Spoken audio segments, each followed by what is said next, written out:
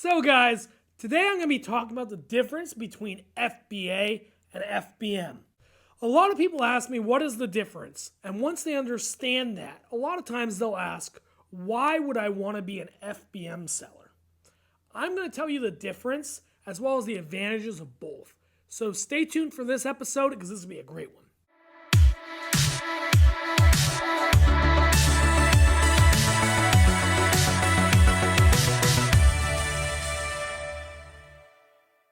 So guys, there's a couple differences between FBA and FBM. FBA is fulfilled by Amazon. This is when your product is stored at an Amazon warehouse, and when it sells, Amazon associates go and they pick your item and they charge you a fulfillment fee as well as a sale fee. FBM stands for Fulfilled by Merchant. This is when you're selling on Amazon, but you are doing your own fulfillment. So you're only charged that final value fee credit. So, there's advantages and disadvantages to both of these. And that's what we're going to talk about today. Before we get into that, people who sell both FBA and FBM have something in common. And that is they both like the Shipmate YouTube channel. So go ahead, give us a like, give us a subscribe. We can really use it. So guys, let's get started with FBA. So FBA, like I said, is fulfilled by Amazon. A lot of sellers get started with this, and it's really quite a great service because, it's pretty easy. You just mail your stuff to Amazon, and they can do other things like labeling and, bubble wrapping and polybagging your items and getting them ready for sale. So it's really nice to have that all-in-one solution where, things are taken care of and that, it's a great way to start out as a seller because of all the certainty. The biggest benefit to being an FBA seller, in my opinion, is the Prime badge. The Prime badge is everything. You can get a Prime badge as an FBM seller, but with Amazon FBA, you don't have to hit any metrics or do any kind of thing because Amazon's handling that for you. They know they can get it to the customer in 2 days, and therefore they're just going to give you that badge because they can ensure that quality. Another major plus to FBA is the trail it leaves. Since you know that the item was at Amazon, it was picked by an Amazon associate, it was shipped by an Amazon associate, you can, when you have a claim opened against you, you can direct people to that trail. And Amazon's more likely to trust this trail because it went through their facility versus your own. In my opinion, these are the two biggest benefits of using FBA. The third benefit that I think is, pretty awesome, they'll do your labeling, your poly bagging, your bubble wrap, all that right there. You just click a button and they do it. And this can save you a lot of time, a lot of energy. If you don't have time to do that as, a merchant, or if you're not working with a 3PL who could also provide those services. So it's really cool that, you can go have a couple of labels applied or you can go get something bubble wrapped and Amazon's going to handle that for you. So, these are all great things. Another thing that's really awesome is you can use FBA to fulfill for certain other marketplaces. Now, it doesn't work with them all, but it does allow you some flexibility where you can put in your own orders and stuff like that through FBA. And, Amazon will still charge you that fee, but it's really awesome that you have such a powerful solution right there. Those are the benefits. Now we're going to talk about some of the drawbacks. So for me, the biggest drawback with using Amazon FBA is the lack of customization. With Amazon FBA, you got to use whatever box they give you. Sometimes there's advertisements for other people's products on there. You might be advertising a movie or a Chevy truck or God knows what when you're, doing Amazon FBA. Your box becomes an advertisement for Amazon or whatever company they're selling that to. Another thing is you can't really do inserts or anything like that. Sure, you could put them in your product box and things like that, but you're not able to do, tissue paper. You're not able to drop in a seasonal coupon. You're not able to do a lot of these really nice touches you can do when you're doing your own fulfillment or if you're having a 3PL do your fulfillment that, Amazon FBA is restrictive in that way. Another big problem I see with Amazon FBA is a lot of times their inventory numbers are off, they overcharge, they, do a lot of things that often result in incorrect billing. So I recommend that if you're going to go the FBA route, that you get somebody who's going to audit that account, whether it be you, whether it be one of these professional auditing companies.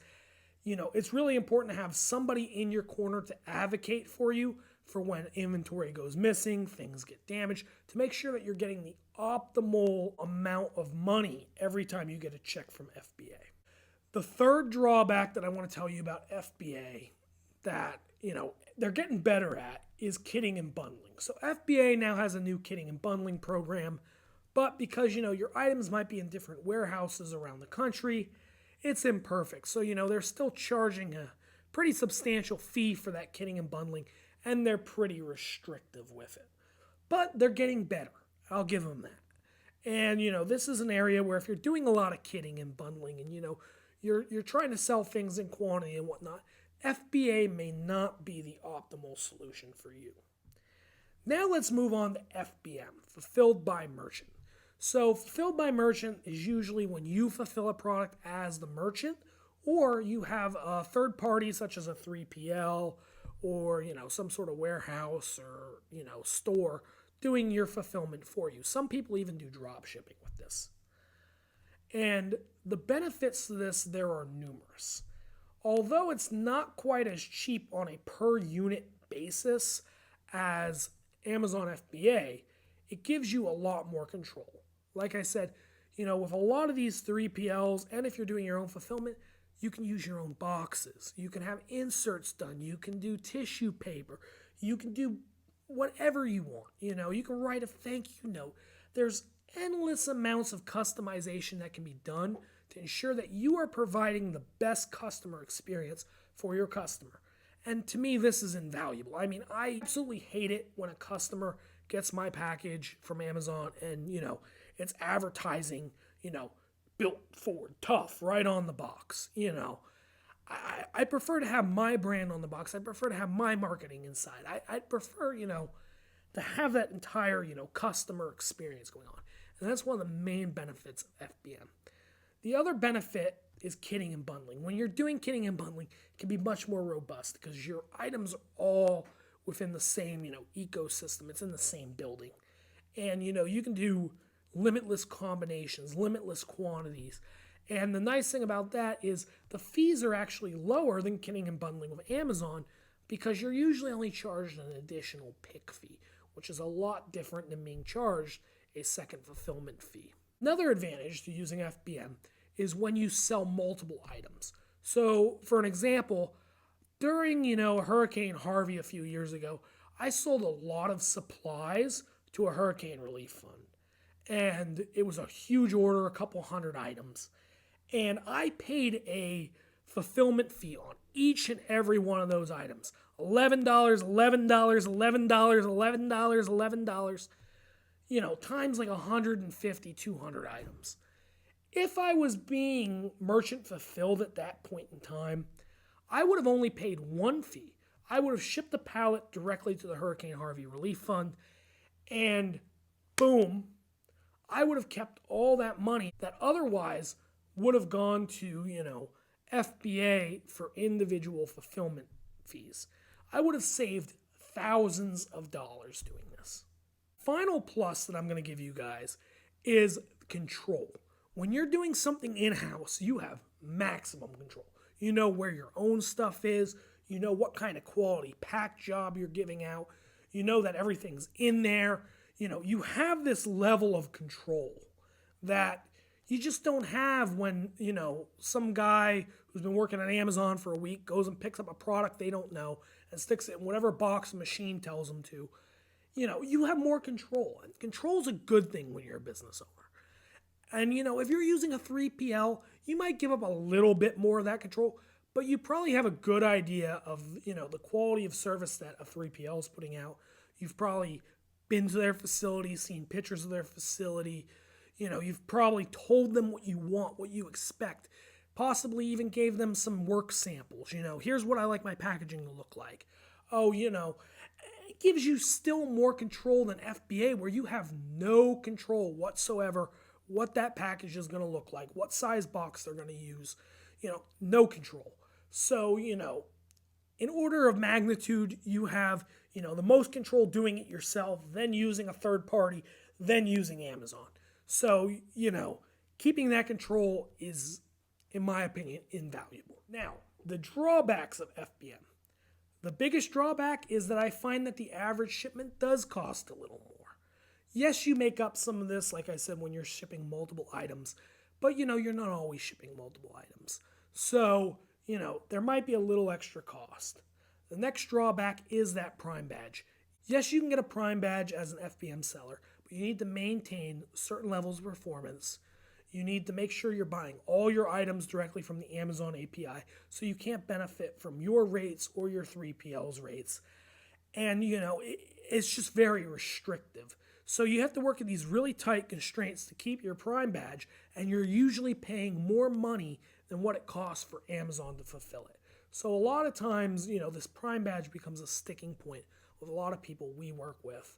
And because of that, a lot of times people go with a hybrid model, where some things are fulfilled by us, some things are fulfilled by Amazon. We handle their website orders. Amazon handles the Amazon orders.